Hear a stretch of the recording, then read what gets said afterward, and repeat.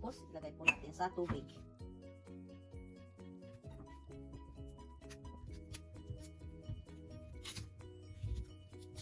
Po, ibababad po ninyo sa tubig kasi minsan po ang dumi o alikabok nanunuot po dito sa loob sa mga singit-singit po niya.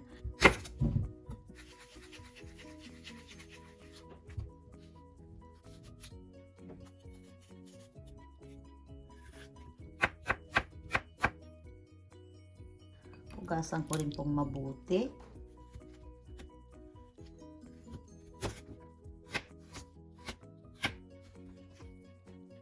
Alisin po natin. Ito po, hugasan din po.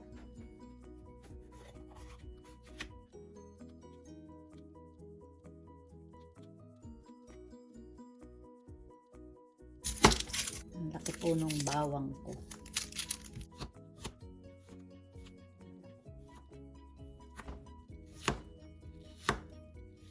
Yan, masarap po kasi ang may bawang. 10 grams na luya.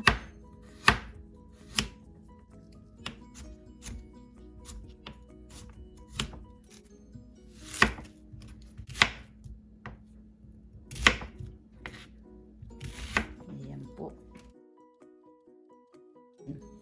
Kuhain ko po muna.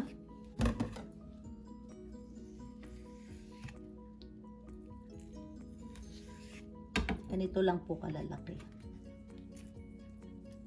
Ganyan po. Masyado pong malaki kaya hahatiin ko po. Pinch of pepper, pinch of salt, cornstarch.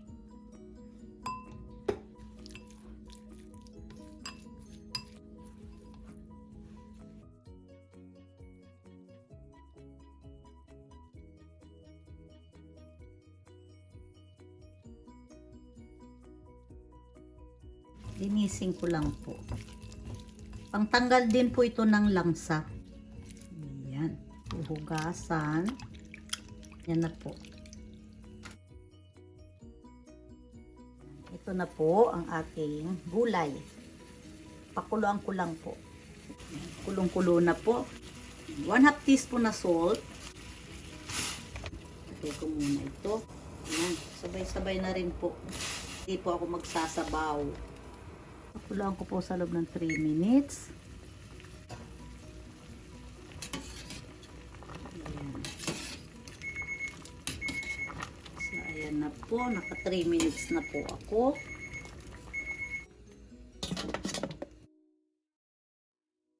Po tayo ng sauce. 3 tablespoon tubig. 1 tablespoon cooking wine. 1 tablespoon oyster sauce. 1 tablespoon soy sauce, 1/4 teaspoon salt, 1 teaspoon cornstarch. Tunawin nyo lang po ito. Lang po kong mantika, 1 tablespoon.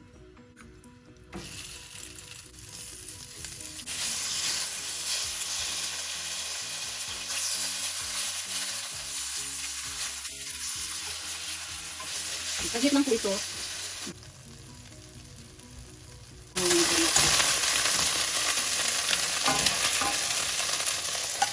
Titimplahan po natin ang hipon. Dito po isa, sabay-sabay. Saglit lang din po ito. Pero lalagyan ko po ito ng paminta. Lagyan po natin ng konting timpla.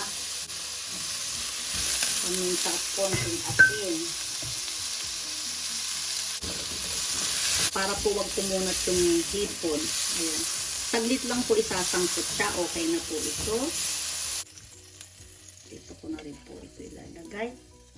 Maglalagay po ako ng 1.5 tablespoon na mantika.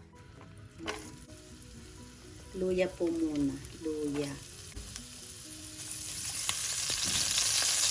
Luya. Bawang.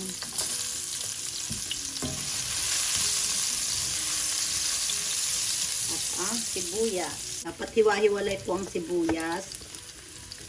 Ayan. Hiwalayin na po natin. Ayan. Pagka naluto po yung sibuyas, ilagay na po natin ang gulay. Ayan. Ang daming gulay. Ayan po.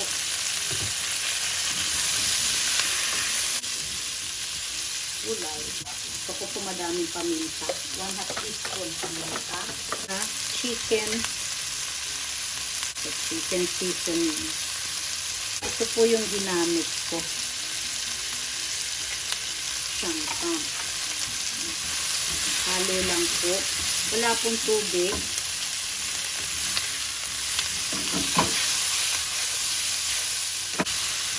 Ang sarap po nito. Ang daming paminta.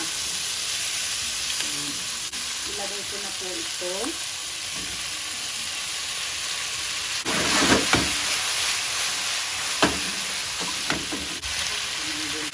Gulay.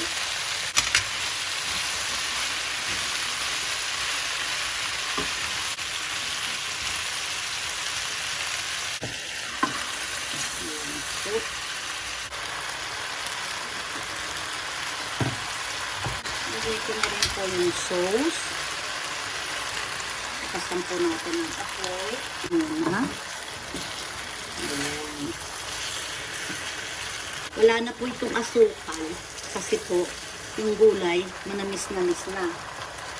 Ilagay ko na po ito. Okay na po ito. Saka po natin i-turn off ang kalan. Turn off ko na po yung kalan.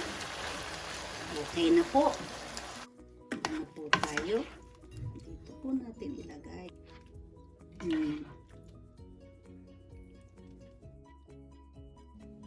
Itadakimasu.